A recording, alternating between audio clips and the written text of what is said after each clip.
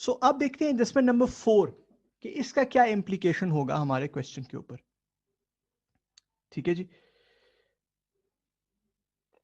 Adjustment number 4 को अगर हम देखें कि यार इसका क्या इंप्लीकेशन होगा, तो सवाल क्या कहता है? सवाल कहता है जी, बिल्डिंग आपने बेची, उसकी कैरिंग वैल्यू 43 की थी, आपने बेची 50 मिलियन की। तो सबसे पहला इंप्लीकेशन तो ये आएगा कि जो 7 मिलियन का गेन है जो आपने एएल बीइंग द पेरेंट ने बेचा है बीएल को बीइंग द सब्सिडरी, वो एक अनरियलाइज्ड गेन होगा, राइट? सबसे पहली चीज तो ये है, ऐसे ही है। इसका जर्नल क्या होगा जी? इसका जर्नल होगा रिटेन्ड अर्निंग्स में जाकर आप करोगे डेबिट, ऐसे ही है। रिटेन्ड अर्निंग्स में जाके आप करोगे डेबिट, ठीक है जी। और वो डेबिट कैसे होगा? आप लिखेंगे अनरियलाइज्ड प्रॉफिट, और चूंकि आपकी सब्सिडरी है तो पूरे 7 मिलियन से। क्रेडिट कहां होगा? क्रेडिट कहां होगा? इन्वेस्टमेंट प्रॉपर्टी में, बिकॉज जब उसने खरीदी तो उसने वो उसको कहां ले गया? जब उसने उसको खरीदी तो वो उसको कहां ले गया? इन्वेस्टमेंट प्रॉपर्टी में, तो उसका डेबिट होगा इन्वेस्टमेंट प्रॉपर्टी में। सो क्रेडिट अनरियलाइज्ड प्रॉफिट पेरेंट के पास, ठीक है। ये है जी एडजस्टमेंट नंबर 4। और debit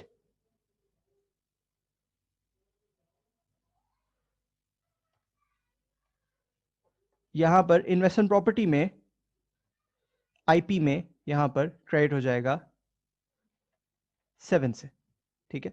so debit retained earnings unrealised profit, credit investment property unrealised profit, ठीक। आई थिंक पहली एडजस्टमेंट तो is very very clear to all of us, right? अरे जी, उसके आगे पढ़ें, आप सबके सामने खुला होना चाहिए सवाल। उसके आगे पढ़ते हैं कि एडजस्टमेंट नंबर 4 क्या कहती है। कहता है उसकी जो रिमेनिंग लाइफ थी वो 5 इयर्स थी on the date of disposal, ठीक है। कहता on the same date BL rented out the building to monkey limited for 1 year, तो उसने आगे रेंट आउट कर दी, ठीक है जी, फाइन। अब जब रेंट आउट की तो वो इन्वेस्टमेंट प्रॉपर्टी बन गई। कहता है एएल जो है वो फेयर वैल्यू मॉडल फॉलो करता है, जबकि बीएल जो है वो कॉस्ट मॉडल फॉलो करता है अपनी इन्वेस्टमेंट प्रॉपर्टी के लिए। इसका मतलब बीएल ने क्या किया होगा? उसने उसको डेप्रीसिएट किया होगा, हाँ या ना? उसने डेप्रीसिएशन चार्ज कर दी होगी ना उसके ऊपर, ठीक है जी। जबकि उसको डेप्रीसिएशन चार्ज नहीं करनी चाहिए थी, उसको उसको फेयर वैल्यू पे कैरी करना चाहिए था, ठीक है। तो देखिएगा जी, हम क्या करेंगे, उसने जो उसकी डेप्रीसिएशन चार्ज की होगी हम सबसे पहले जाके उसको रिवर्स करेंगे, देखिएगा। और चूंकि बीएल ने चार्ज किया है तो ये बीएल के पास जाके होगी, ये बीएल के जो ये वाला इनर कॉलम है उसमें होगी, डेप्रीसिएशन ऑन इन्वेस्टमेंट प्रॉपर्टी,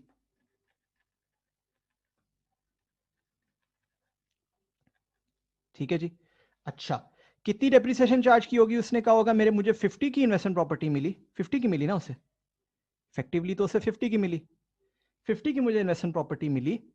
और वो जो इन्वेस्टमेंट प्रॉपर्टी है उसकी लाइफ है 5 इयर्स, और मेरे पास वो रही है 6 मंथ्स के लिए। 6 मंथ्स कैसे? 1 जुलाई 2017 से 31 दिसंबर 2017 तक, है ना। तो 5 मिलियन की उसने डेप्रीसिएशन चार्ज की होगी, जिसको हम रिवर्स कर देंगे, +5 कर देंगे हम।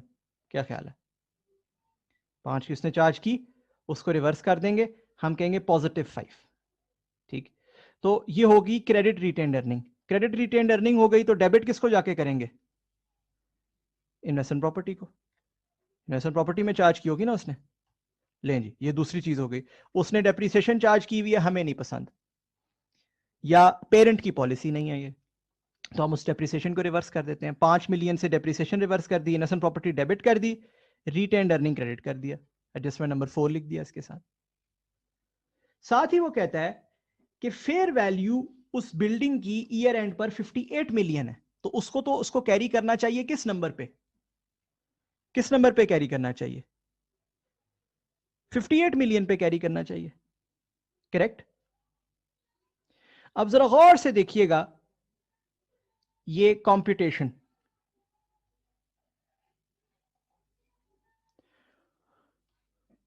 हुआ क्या है, हुआ ये कि बिल्डिंग उसने परचेज की, उसके पास आ रही है 50 की,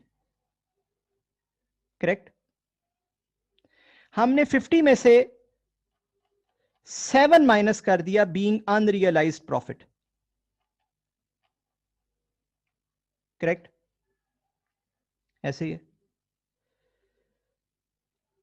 अब 50 में वो 5 की डेप्रिसिएशन ऑलरेडी चार्ज कर चुका था, बट हमने क्या किया, हमने वो 5 की डेप्रिसिएशन रिवर्ट कर दी। 50 में से वो 5 की डेप्रिसिएशन चार्ज कर चुका था ये, बट हमने कहा नहीं वो नहीं करनी, रिवर्ट कर दी। तो बिल्डिंग घूम फिर के 43 पे ही आ गई, जितने की वो हमारे पास पड़ी हुई थी। आई होप आपको ये बात समझ आ गई,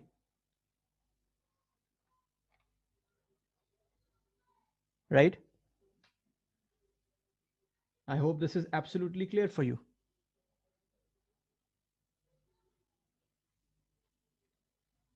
अब यहां पर जब इस 43 की बिल्डिंग को 58 पर लेकर जाएंगे तो यहां पर एक गेन आएगा। कितने का गेन आएगा, 15 का गेन आएगा। I hope this is clear. तो 15 का गेन रिकॉर्ड होना चाहिए था, उसको रिकॉर्ड कर देते हैं। फेयर वैल्यू गेन, और रिकॉर्ड अगेन किसके पास होगा, जिसकी प्रॉपर्टी है वो। Fair value gain on IP 15। इसीलिए मैंने आपसे कहा था यहां 2 लाइंस छोड़िएगा, 2 लाइंस छोड़कर इसका सब टोटल बनाइएगा, बिकॉज ये चीजें आनी थी, ठीक है ना। 15 का फेयर वैल्यू गेन आया, मैंने 15 से इसको क्रेडिट किया, ठीक है। इसके साथ 2 स्टैटिक भी लगा देते हैं कि जी इसकी कैलकुलेशन हमने ये नीचे बनाई है, ठीक। और डेबिट क्या करूंगा, इन्वेस्टमेंट प्रॉपर्टी ऑब्वियसली, लीजिए जी, इन्वेस्टमेंट प्रॉपर्टी 15 से डेबिट कर दी। सो मेरी एडजस्टमेंट नंबर 4 भी अल्हम्दुलिल्लाह कंप्लीट हो गई। Investment property debit, retained earnings, BL की रिटेन्ड अर्निंग्स क्रेडिट, ठीक है जी।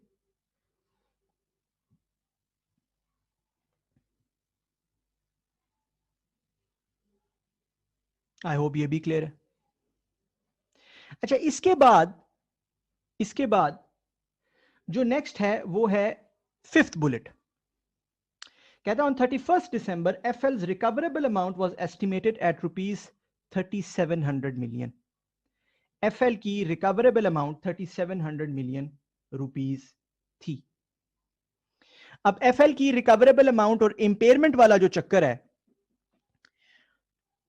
वो करने के लिए आपको पता ही है हमें क्या करना पड़ता है, हमें एक इंपेयरमेंट की वर्किंग बनानी पड़ती है। और ये कोई पहली दफा नहीं है कि हम इंपेयरमेंट की वर्किंग बना रहे हैं, एक दफा एग्जाम क्वेश्चन में और एक दफा अपनी एग्जाम्पल में हमने सब्सिडरी की एज अ सीजीयू इंपेयरमेंट की हुई है, ठीक है। इंपेयरमेंट ऑफ एफएल चेक कर लेंगे कैसे बनाते होते हैं, लिखते होते हैं एसेट्स ऑफ सब्सिडरी एफएल, फिर लाइबिलिटीज ऑफ एफएल, और फिर गुडविल ऑफ एफएल। यही इस वर्किंग का फॉर्मेट होता था। और जो गुडविल ऑफ एफएल है उसके अंदर नोशनल एडजस्टमेंट भी होगी। क्या ख्याल है, एक रिकॉर्डेड गुडविल होगी, एक नोशनल एडजस्टमेंट भी होगी, नोशनल गुडविल होगी, है ना। सिखाई भी है मैंने आपको, सब कुछ सिखाया है। तो आइए हम चेक कर लेते हैं कि यार एफएल के एसेट्स कितने हैं as per it's balance sheet.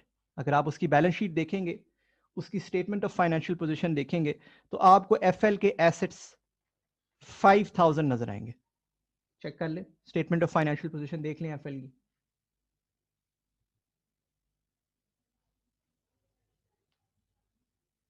Check कर लीजिए जी, स्टेटमेंट ऑफ फाइनेंशियल पोजीशन देख लीजिए, ठीक है ना। उसके बाद एफएल की liabilities as per its statement of financial position are 1500, ठीक। और एफएल की गुडविल जाहिर है हमें वर्किंग वन से ढूंढनी है, बनानी है कि वर्किंग वन में वो भी बनेगी, उसकी गुडविल कितनी बनती है, ठीक। ना सिर्फ ये बल्कि एक और चीज भी मैंने आपको सिखाई हुई है कि ये जो एसेट्स और लाइबिलिटीज होते हैं ये फ्रॉम सेपरेट फाइनेंशियल स्टेटमेंट्स नहीं लेने होते, कंसोलिडेटेड फाइनेंशियल स्टेटमेंट वाले बनाने होते हैं, ऐसे ही है। तो अगर कंसोलिडेशन के दौरान इन एसेट्स या लाइबिलिटीज में हमने कोई एडजस्टमेंट की है तो वो भी हम इनकॉर्पोरेट करेंगे, वो भी देखेंगे हम इंशाल्लाह, ठीक। तो आइए सबसे पहले हम गुडविल एफएल की लिख लेते हैं कि यार एफएल की गुडविल कितनी है। अब एफएल की गुडविल बनाना कोई रॉकेट साइंस नहीं है। एफएल की तमाम चीजें हमने लिखी हुई हैं, शेयर कैपिटल लिखा हुआ है, रिटेन अर्निंग लिखी हुई है, कंटीजेंट लाइबिलिटी लिखी हुई है, इसके अलावा तो एफएल में कुछ है नहीं ना, ठीक है ना। तो हम सब टोटल कर लेते हैं, यहां पर fair value of net assets बना लेते हैं एफएल के,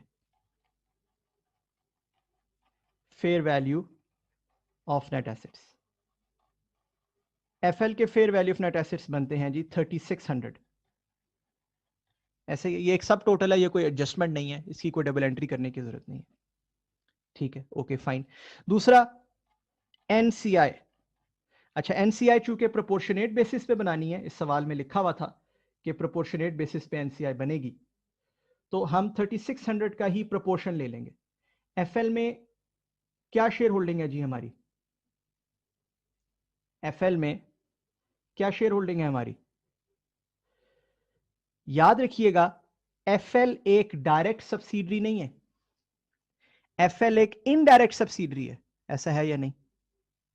एफएल एक इनडायरेक्ट सब्सिडरी है, तो एफएल में शेयर होल्डिंग निकालते हुए कभी धोखा नहीं खाना। एफएल में एनसीआई की परसेंटेज क्या बनती है, यह निकालते हुए धोखा नहीं खाना, मैंने आपको इसी लेक्चर में इतनी डिटेल में समझाया है, गौर से सुनिएगा जी मेरी बात। डेट ऑफ एक्विजिशन पर आपकी एफएल में actually share holding, your share holding, your percentage is 75% का 60%। कैसे बोला, क्योंकि आपने इसको एक्वायर किया 6 मंथ्स अगो और 9 मंथ्स अगो आप ऑलरेडी 75% पर पहुंच चुके थे बीएल में, ऐसा ही है। तो 75% का 60% आपकी होल्डिंग बनती है 45%। मींस एनसीआई क्या बनता है 55%। तो एफएल में एनसीआई क्या है 55%। I hope this is clear, ठीक है ना जी। एनसीआई क्या है 55%। सो आइए मैं ले लेता हूं 55% एनसीआई, 55% ऑफ 3600, ये बनेगा 1980। एंट्री क्या, debit goodwill, credit what, credit what, NCI of FL at, थोड़ा सा नीचे करके लिख लेते हैं, NCI of FL at acquisition working 1 1980। So journal क्या हुआ, डेबिट गुडविल क्रेडिट एनसीआई, जो हमेशा से हम करते हैं। अच्छा यहां से हम पे एक और राज, बड़ा अच्छा बड़ा खूबसूरत राज अफशा होने जा रहा है, वो क्या है जी, वो ये है, मजे की बात सुनिएगा। हम सब बड़े परेशान हुए थे इस एंट्री से, ये कौन सी एंट्री है, हमने कहा था कि यार ये NCI share of investment in FL 600 NCI में से माइनस क्यों किया? याद है ये रूल आपको बताया मैंने कि यार जितनी इनडायरेक्ट इन्वेस्टमेंट है वो गुडविल में अपना शेयर लेते हो, जो रिमेनिंग होती है वो एनसीआई से डेबिट हो जाती है। सारे बड़े परेशान हुए होंगे सुनकर कि यार ये क्या बात हुई, एनसीआई से डेबिट क्यों किया? हमने एनसीआई में 600 डेबिट किया है तो एनसीआई को कम किया, करेक्ट? बट बाद में हमने एनसीआई में 1980 क्रेडिट भी किया। हालांकि अगर ये नॉर्मल सब्सिडरी होती, गौर से सुनिएगा बात, नॉर्मल सब्सिडरी होती तो ये बनता 3600 का 40% क्रेडिट होता। क्या ख्याल है? नॉर्मल सब्सिडरी होती तो इसमें 40% एनसीआई होती ना हमारी। अगर किसी सब्सिडरी में आपका 60% शेयर हो तो एनसीआई कितनी बनती है? बड़ी ना 40%, है ना? वो बनती 1440 अगर ये आपकी नॉर्मल सब्सिडरी होती।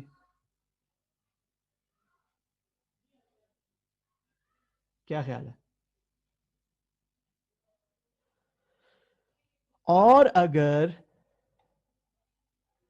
हम 3600 का 55% क्रेडिट कर रहे हैं, इसका क्या मतलब है?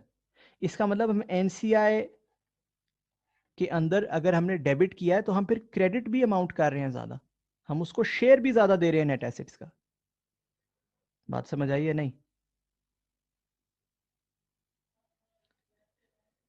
इफेक्टिवली एनसीआई में ये जो 3600 का 55% क्रेडिट हुआ है, ये एनसीआई के अंदर कॉम्पनसेशन रिकॉर्ड हुई है।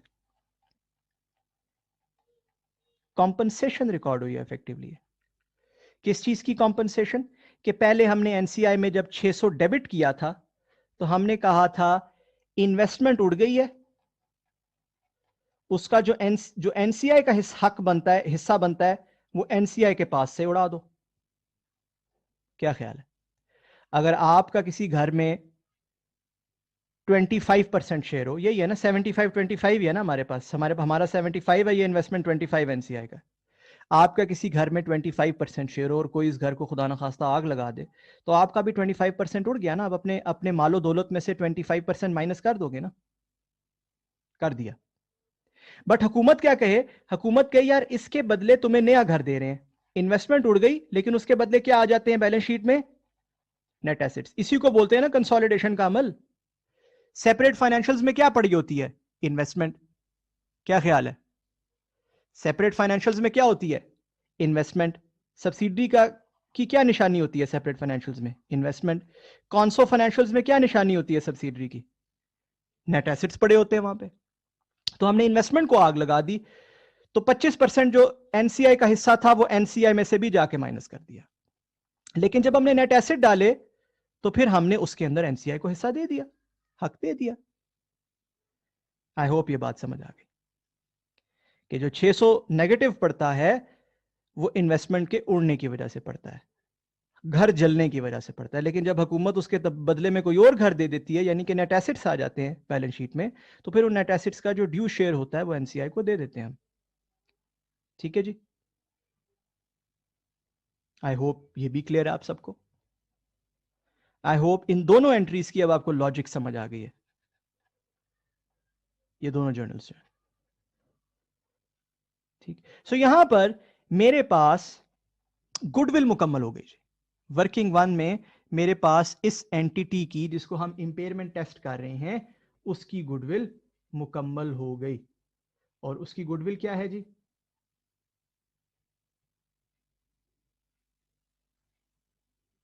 उसकी गुडविल क्या बनी जी मेरे पास?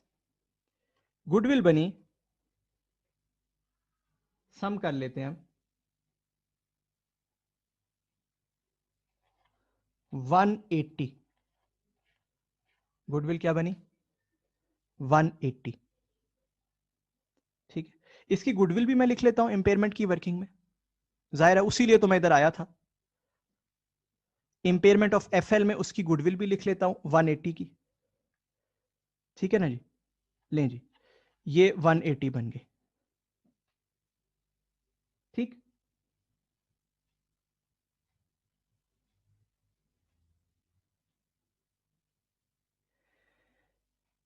अब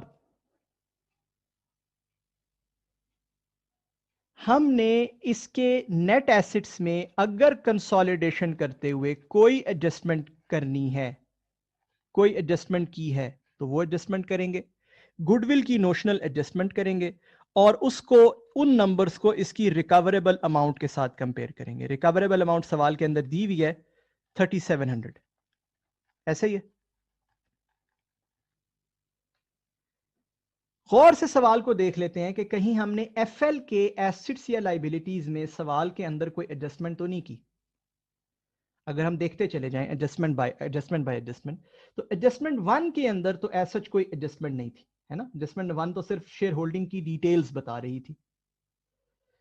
एडजस्टमेंट नंबर 2 बीएल से रिलेटेड थी, एफएल से रिलेटेड नहीं थी। एडजस्टमेंट नंबर 3 अलबत्ता जरूर एफएल से रिलेटेड थी, है ना, जिसके अंदर कंटिंजेंट लाइबिलिटी आई थी 40 मिलियन की, ऐसा ही है। तो हमने इसकी लाइबिलिटीज में 40 मिलियन ऐड किया था। अगर किसी को यकीन ना आए तो मैं दिखा सकता हूं, मैंने ऐड किया हुआ 40 मिलियन, मेरे पास प्रूफ है। 50 million rather, not 40 million, 50 million current liabilities में 50 मिलियन, ये एडजस्टमेंट नंबर 3, मेरे पास प्रूफ है जी। मैंने एफएल की लाइबिलिटीज में 50 मिलियन ऐड किया था, नॉट 40, 50 मिलियन ऐड किया था। अच्छा, एडजस्टमेंट नंबर 3 भी देख ली। एडजस्टमेंट नंबर 4 तो रिलेट करती थी बीएल से, तो उसका तो कोई ताल्लुक नहीं हुआ इससे। और उसके बाद एडजस्टमेंट नंबर 6, 7 वगैरह तो वैसे ही, 7 तो हम कर ही नहीं रहे सवाल में, और 6 तो वैसे ही एनसीआई बताती है कंप्यूट कैसे होनी। इसका मतलब एक ही एडजस्टमेंट है विच इज उसकी लाइबिलिटीज से रिलेटेड, यानी कि इसकी लाइबिलिटीज बनती हैं 1550 की, एसेट्स बनते हैं 5000 के, गुडविल बनती है, जो रिकॉर्डेड गुडविल है वो 180 की है। बट जरा मुझे बताएं, ये रिकॉर्डेड गुडविल कितने परसेंट रिप्रेजेंट करती है, हमारी क्या ओनरशिप है, ये कितने परसेंट गुडविल है? ये 100% गुडविल तो नहीं है। नोशनल एडजस्टमेंट का कॉन्सेप्ट हमें पता है, हमारी 45% ओनरशिप है। शाबाश, अगर आपने ये सोचा है और ये बोला है तो बहुत अच्छी बात। 55% तो यहां गुडविल लिखी ही नहीं है, तो डिवाइडेड बाय 45% इनटू 55%, ये बनेगा आई थिंक 220। ये है notional adjustment of goodwill, and hence as a result आपके पास इंपेयरमेंट कितनी आएगी जी? आपके पास टोटल कैरिंग अमाउंट आएगी, टोटल कैरिंग वैल्यू आएगी 3850 की, और इंपेयरमेंट लॉस आएगा 150 का। इंपेयरमेंट लॉस कितना आएगा? 150 का। अब चूंकि ये 150 गुडविल की अपनी वैल्यू से बड़ा नहीं है, क्या ख्याल है, हाँ या ना? तो ये सारे का सारा 150 किसको एलोकेट हो जाएगा? गुडविल को। और अगर ये गुडविल से बड़ा भी होता, फर्ज कीजिए अगर ये बड़ा होता, गुडविल से लार्जर होता, तो उसको कहां कहां कैसे कैसे एलोकेट करना है, इन स्कोप एसेट्स को, प्रो रेटा एटसेट्रा, वो सब हमें आता है, IS 36 में हमने पढ़ा हुआ है, वो कोई रॉकेट साइंस नहीं है हमारे लिए, ऐसे ही है ना। तो गुडविल को एलोकेट करना है जी। अब जरा 150 एलोकेट कर लेते हैं गुडविल को, कितना कितना इंपेयरमेंट लॉस होगा?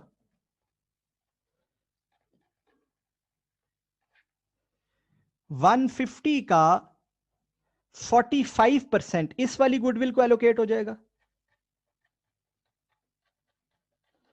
और 150 का 55% इस वाली गुडविल को एलोकेट हो जाएगा, ऐसे ही है।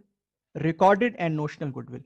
और ये अगेन कोई नई चीज नहीं है बच्चे आपके लिए, ये आपने मेरे साथ एग्जाम्पल में पहले की हुई है, सीखी हुई है चीज, राइट। तो 68 का इंपेयरमेंट लॉस, राउंड कर रहा हूं, 68 का इंपेयरमेंट लॉस इसको एलोकेट हो जाएगा, और 82 का इसको एलोकेट हो जाएगा। अच्छा, हमने ये पढ़ा हुआ है कि नोशनल गुडविल, चूंकि उसका इंपेयरमेंट लॉस, चूंकि वो गुडविल होती नहीं है, रिकॉर्डेड ही नहीं होती, वो होती नोशनल है, तो ये इंपेयरमेंट लॉस भी इमेजिनरी होता है, ये रिकॉर्ड ही नहीं किया जाता। पढ़ा हुआ हमने ये बात। और जो रिकॉर्डेड गुडविल होती है, चूंकि वो रियल वर्ल्ड की गुडविल होती है, रियल होती है, तो उसका इंपेयरमेंट लॉस भी रिकॉर्ड किया जाता है। पढ़ी भी हमने बात। और ये सारे का सारा इंपेयरमेंट लॉस किसको एलोकेट किया जाता है?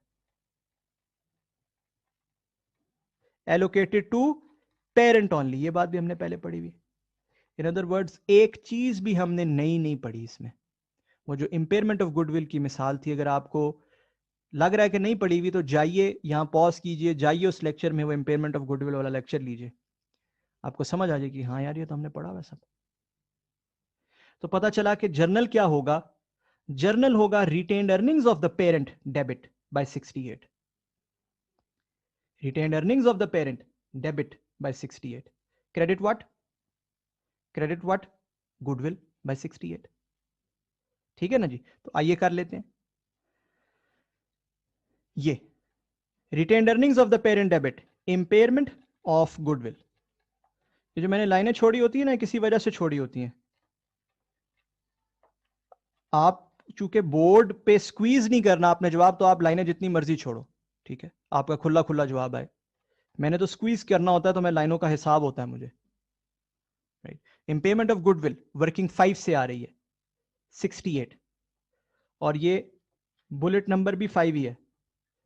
Debit retained earning, bullet number भी 5 ही है, डेबिट रिटेन्ड अर्निंग।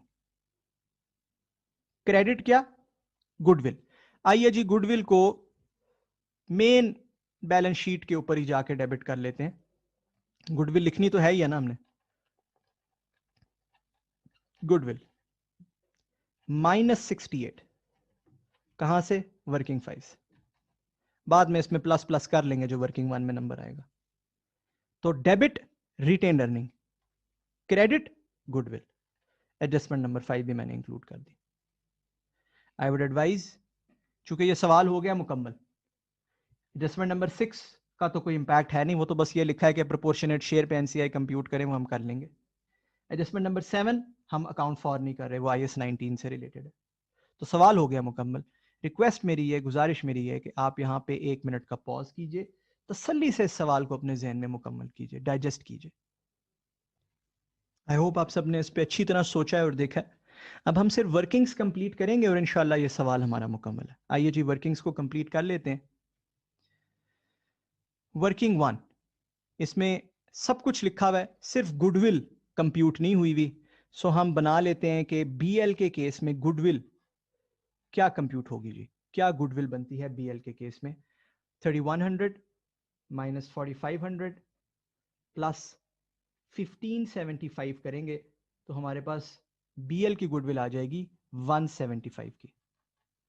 इन दोनों गुडविल्स को मैं ऊपर लिख लेता हूं अपने पास। ऊपर से मुराद मेन स्टेटमेंट के अंदर 175 प्लस 180।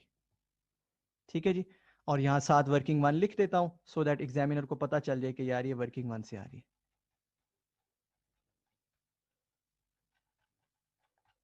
ठीक है जी, फिर वर्किंग 2।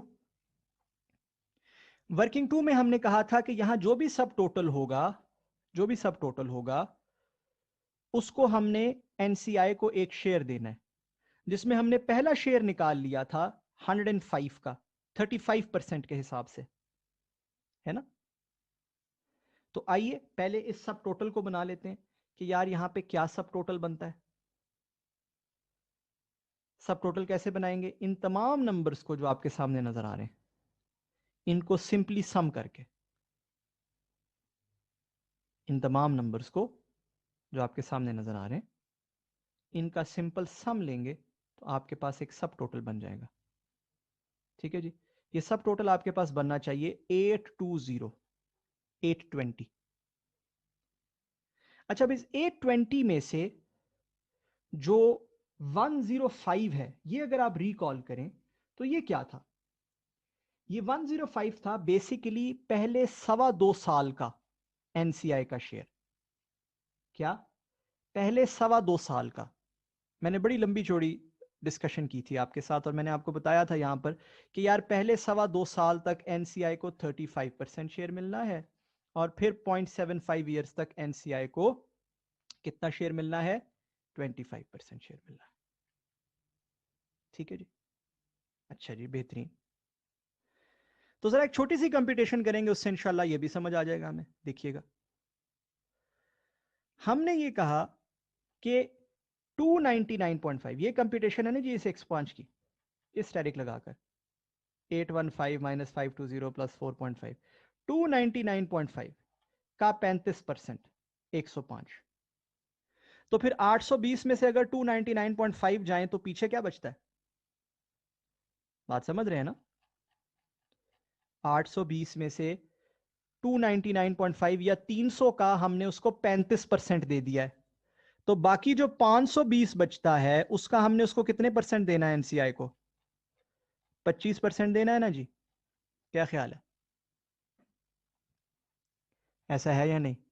मजा आया है ना? बड़ा आसान तरीका कि यार अगर ओवर द इयर्स, देखिएगा जरा, मैं एक छोटी सी डायग्राम यहां बना देता हूं आपके लिए, कि अगर ओवर द इयर्स एनसीआई का मुख्तलिफ मुख्तलिफ शेयर हो, ऐसे भी हो सकता है कि हमने सब्सिडरी ली तो हमारी 60% सब्सिडरी थी, फिर 70% कर दिया, फिर 80% कर लिया शेयर, फिर 90% कर लिया, तो हर साल ओवर द ईयर मुख्तलिफ मुख्तलिफ शेयर होगा। तो आप तो परेशान ही हो जाएंगे, यार ये इतने मुख्तलिफ शेयर मैं कैसे कंप्यूट करूं? आपने क्या करना है, आपने छोटी छोटी नीचे वर्किंग्स बनानी है स्टेरिक डाल के, और बस करते जाना।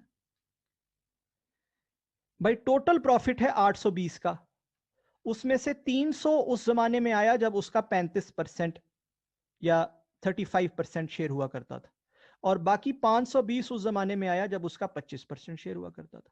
तो बन गया ना टोटल 820। क्या ख्याल है ना? है ना आसान? सो ये बनता है 130 अगर आप बनाओगे तो 130। ये जो 105 है इसका जर्नल हम पहले ही कर चुके हैं, इसके ऊपर छोटा सा हमारा टिक भी लगा हुआ है जो हम जर्नल करके लगाते हैं। इस 130 का जर्नल कर लेते हैं। डेबिट रिटेन्ड अर्निंग, जायरा यहां से माइनस कर दिया तो debit retained earning. Credit what? NCI, ऐसा ही है ना?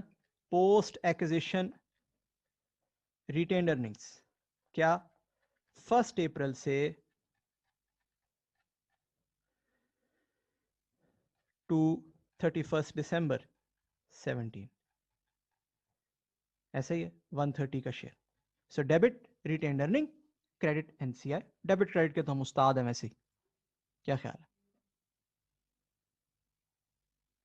राइट, डेबिट क्रेडिट कर दिया।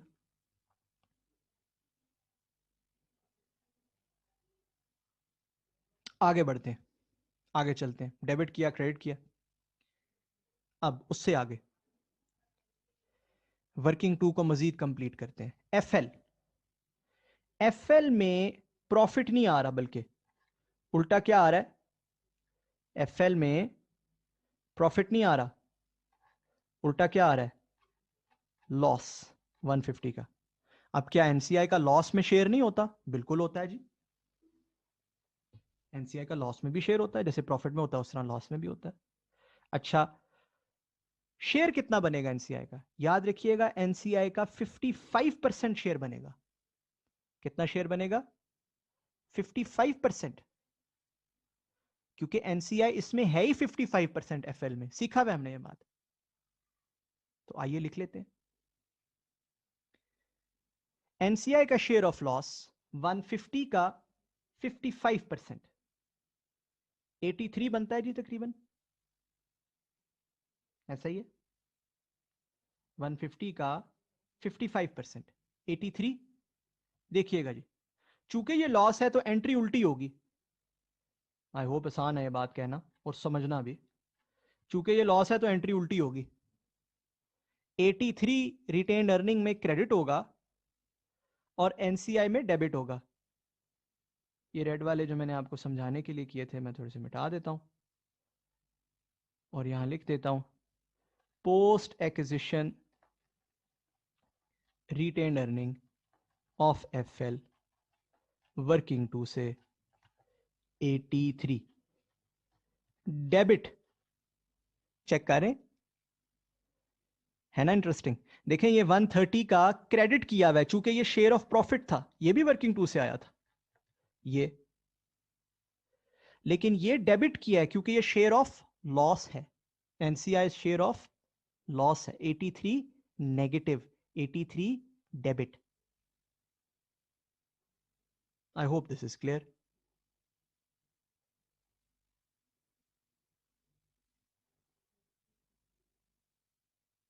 तो पता हमें ये चला कि जी यहां पे ये क्रेडिट होगा रिटेन अर्निंग में 83 और वहां डेबिट होगा because it is share of loss. तो अकॉर्डिंगली पेरेंट का शेयर ऑफ लॉस बना और शेयर ऑफ प्रॉफिट बना कितना कितना, इसका जरा हम इक्वल टू लगा लेते हैं। 820 माइनस 105 माइनस 130, ये पेरेंट का शेयर ऑफ प्रॉफिट बन जाएगा पहले वाली सब्सिडरी से यानी कि बीएल से। ठीक है जी, ये बनता है 585, करेक्ट। और ये पेरेंट का शेयर ऑफ लॉस बन जाएगा दूसरी सब्सिडरी से, नेगेटिव 150 प्लस 83, ये बनता है 67। और ये नेगेटिव होगा बिकॉज ये शेयर ऑफ लॉस है, ठीक है ना। लीजिए जी, मुबारक हो, रिटेन्ड अर्निंग्स की कंप्यूटेशन भी कंप्लीट है। यहां आप रिटेन्ड अर्निंग्स का टोटल कर सकते हैं जी। इन सब का सिंपल सम ले लेंगे, कुछ भी नहीं, सिंपल सम, नथिंग एल्स। ठीक, इसी तरह एनसीआई की कंप्यूटेशन भी कंप्लीट है जी। एनसीआई का भी सिंपल सम ले लेंगे, there is nothing pending as such. NCI की कंप्यूटेशन भी मुकम्मल है जी। एनसीआई का भी सिंपल सम ले लेंगे। वर्किंग 4 हम ऑलरेडी कर चुके, उसकी जो जर्नल्स थे वो भी हम प्रोसेस कर चुके। वर्किंग 5 भी हम कर चुके, उसके भी जो जर्नल्स थे प्रोसेस कर चुके। तो अब सिर्फ इतना है जी कि वर्किंग 2 और 3 का सम कर लेंगे, उसको ऊपर बैलेंस शीट में लिख लेंगे and that would be it. सवाल हमारा मुकम्मल हो जाएगा, टोटल्स करेंगे एंड दैट्स इट। टोटल्स पे एक वैसे पॉइंट आपको जनरली भी बता दूं, एग्जाम में अगर तो टाइम की शॉर्टेज ना हो तो टोटल्स कर लें, उससे जरा अच्छा एक इंप्रेशन पड़ता है। हावेवर अगर टाइम की शॉर्टेज हो तो बेशक टोटल स्किप कर दें। इन अदर वर्ड्स, सवाल के सारे एलिमेंट्स लिख दें, ठीक, और जो जो वर्किंग्स बनी है वो ऊपर बना दें, सब एलिमेंट्स लिखे हों, यानी कि एग्जामिनर को पता हो कि यार इसको टोटल करेंगे तो आगे जवाब आ जाएगा। ठीक, ऑल्दो मेरा मशवरा ये होगा कि 1-2 मिनट लगते हैं, टोटल्स में थोड़ा सा कॉन्फिडेंस भी आ जाता है और एग्जामिनर के सामने एक अच्छा व्यू भी पड़ जाता है। टोटल जरूर कर लेने चाहिए, ठीक है जी। सो शुरू करते हैं जी। Totals, property plant and equipment का टोटल जी सबसे पहले। कैलकुलेटर्स आप सबके पास होने चाहिए, आपके हाथों में होने चाहिए और टोटल्स होने चाहिए जी। प्रॉपर्टी प्लांट एंड इक्विपमेंट का टोटल बनता है 8531। फिर इन्वेस्टमेंट प्रॉपर्टी का टोटल, इन्वेस्टमेंट प्रॉपर्टी का टोटल बनता है 188। फिर इन्वेस्टमेंट्स का टोटल, इन्वेस्टमेंट्स का टोटल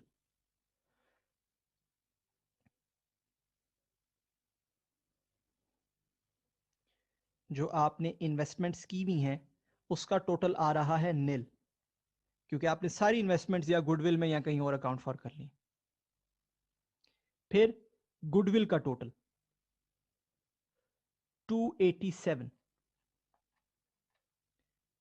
फिर करंट एसेट्स का टोटल, करंट एसेट्स का टोटल 6340। फिर एसेट साइड का मुकम्मल टोटल, यानी कि पांचों जो चारों नंबर्स आपकी स्क्रीन पर आपको विजिबल हैं, उसका टोटल बनना चाहिए 15346। ठीक, आगे बढ़ते हैं। Share capital 5500। Retained earnings working number 2 से हमारे पास आ रहा है, रिटेन्ड अर्निंग्स वर्किंग नंबर 2 से आ रहा है 2000 plus 585 minus 67 minus 68 minus 7 plus 40। ये कंप्यूटेशन है जी रिटेन्ड अर्निंग्स की, ठीक है। 2483 बनना चाहिए ये जवाब आपका। इसी तरह एनसीआई, ये 1680 से शुरू करेंगे बिकॉज 1680 ऑलरेडी एक सब टोटल था। 1680 minus 600 minus 480 plus 130 plus 1980 minus 83, right. 2627 बनना चाहिए आपके पास एनसीआर।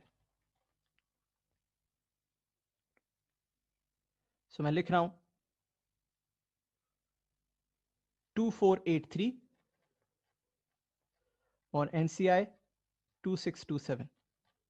तो मेरे पास यहां सब टोटल बना 7483 इक्विटी एट्रीब्यूटेबल टू पेरेंट, और टोटल इक्विटी का मेरे पास सब टोटल बन जाएगा 7483 प्लस 2627 10110। ठीक है जी। फिर लाइबिलिटीज में ग्रेच्युटी, वो हम वही 25 लिख रहे हैं, ठीक है, जो सवाल में लिखा हुआ है।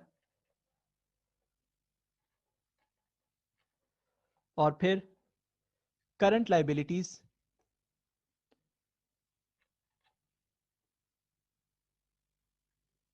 करंट लाइबिलिटीज का टोटल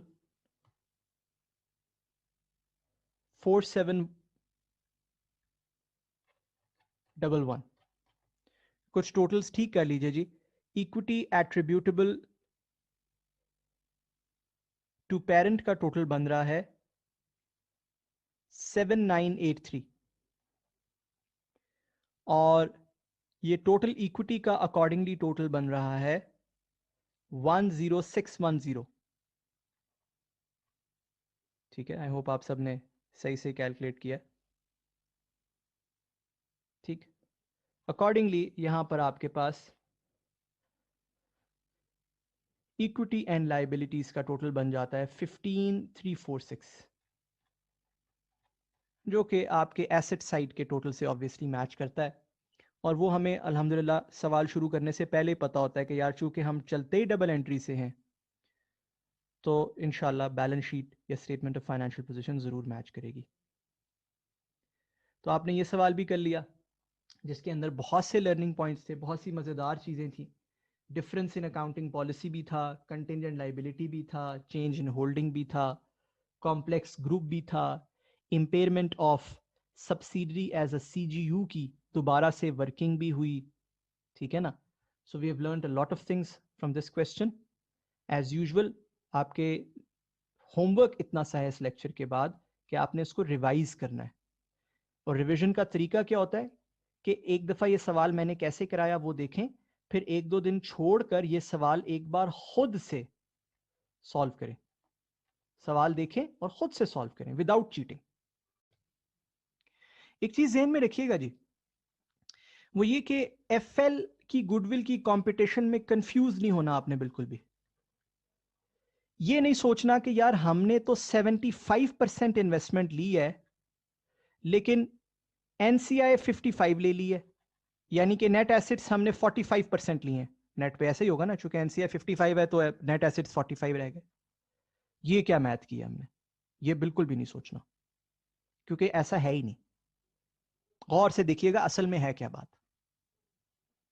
इसको देखने के लिए आपको एक छोटा सा लेंस लगाना पड़ता है। लेंस क्या लगाना पड़ता है?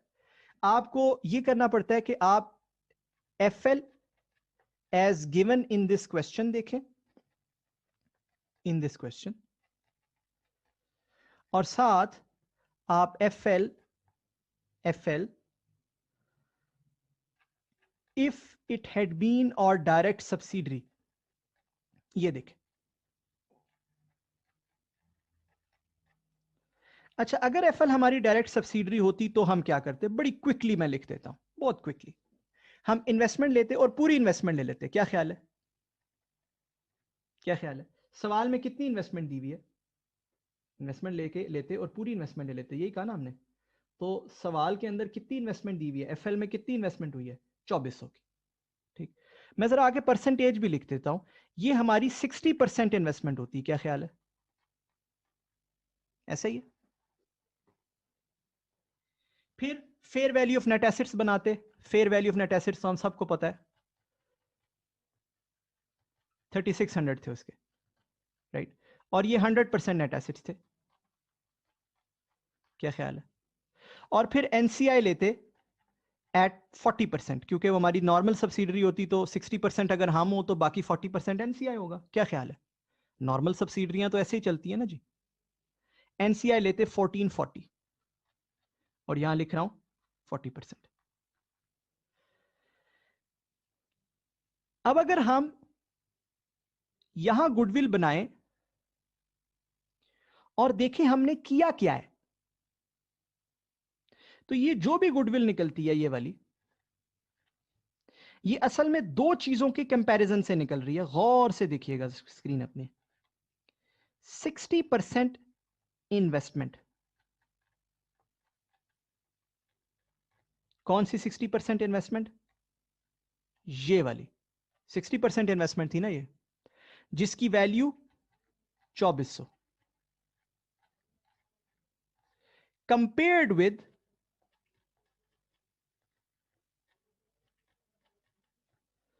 Fair value of 60% net assets. अच्छा, कैसे 60% नेट एसेट्स? और से सुनिएगा मेरी बात।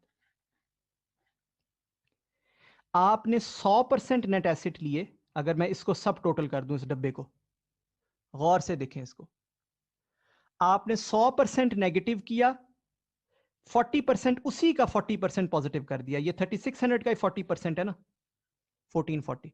तो आपने क्या किया, 60% नेगेटिव कर दिया नेट पे, सम किया जाए अगर, क्या ख्याल है? राइट, यानी कि आपने नेट एसेट की वैल्यू में से 40% निकाल दिया,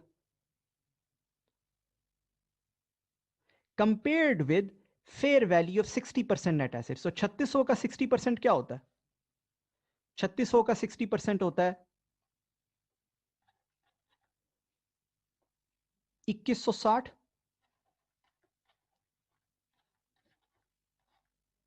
क्या ख्याल है? अब चेक कर लो आप, बेशक ऊपर गुडविल बना के देख लो। 2400 माइनस 3600 जमा 1440, आपकी गुडविल 240 आ रही होगी। और यहां भी चेक कर लो, 2400 माइनस 2160 इज व्हाट? 240।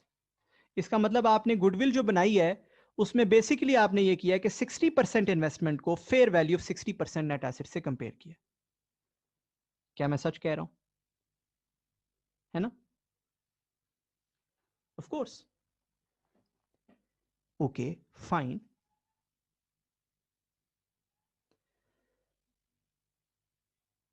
अब जो इस सवाल में दिया गया है वो क्या है? हमने ये किया कि इस सवाल में जो इन्वेस्टमेंट जो भी दी हुई थी उसका 75% ले लिया, लिया या नहीं लिया? 2400 का 75% ले लिया, which was 1800, which came out to be 1800। अब अगर मैं परसेंटेज टर्म्स में आपसे पूछूं कि यार आपने कितनी वैल्यू ली, तो आपने एक्चुअली 60% इन्वेस्टमेंट का भी 75% ले लिया अनफॉर्चुनेटली, हाँ या ना? 2400 क्या थी भाई? 60% इन्वेस्टमेंट थी या नहीं? उसका भी आपने क्या किया, 75% ले लिया। तो आपने कितने परसेंट इन्वेस्टमेंट लिया अनफॉर्चुनेटली? 45%, जो आपका शेयर है उस इन्वेस्टमेंट में, हाँ या ना? है ना सोचने वाली बात? 45% इन्वेस्टमेंट आपने ली। अच्छा, फिर आपने क्या किया? आपने fair value of net assets बनाई, वो वही बनी 3600। अब वो तो 100% नेट एसेट्स है ना? आपने एनसीआई फिर क्या किया? आपने एनसीआई लिया एट 55%, यही किया इस सवाल में, जिसपे आप लोगों को पहले तशवीश भी हुई। अब जरा आपके जहन में वो तारें जुड़ रही होंगी, है ना? एनसीआई आपने लिया 55%, 1980। और गुडविल आपने बनाई 180, यहां लिख देता हूं आगे 55%। अब इस सवाल में आपने बेसिकली क्या किया, इस सवाल में 180 की गुडविल बनी कैसे? आपने असल में गौर से देखिएगा 45% इन्वेस्टमेंट को, कितने परसेंट? 45% इन्वेस्टमेंट को कंपेयर किया 45% नेट एसेट्स के साथ। हाँ जी, कैसे साबित करूंगा मैं कि ये 45% नेट एसेट्स है? इन्वेस्टमेंट तो नजर आ रही है 45% है, वो तो नजर आ रही है कि अगर 60% 2400 थी तो उसका 75 ले लिया तो वो तो है ही 75%, 1800 इज फॉर श्योर 75% नजर आ रही है। बट ये कैसे साबित करूंगा कि 45% नेट एसेट्स के साथ की है कंपेयर? ऐसे भाई कि -100 प्लस 55 ये क्या बनता है? -45 बनता है ना। तो 45 पॉजिटिव को 45 नेगेटिव से ही कंपेयर किया, जैसे यहां 100 से, सॉरी 60 पॉजिटिव को 60 नेगेटिव से कंपेयर कर रहा था। और ये वैल्यू जरा आप बना के देख लें, ये वैल्यू बना के देख लें कि 3600 का 1980, सॉरी 3600 का 45% होता क्या है? 1620 होता है। और जरा 1800 में से 1620 माइनस करके देख लें, वही 180 की गुडविल बनेगी आपकी। आई होप अब इसके बाद आपका चेहरा कुछ ऐसे है और आपके ब्रेन्स में वो जो बल्ब होता है वो जगमग कर रहा है,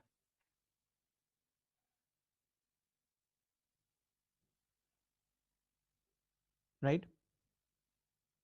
चलिए, थैंक यू वेरी मच।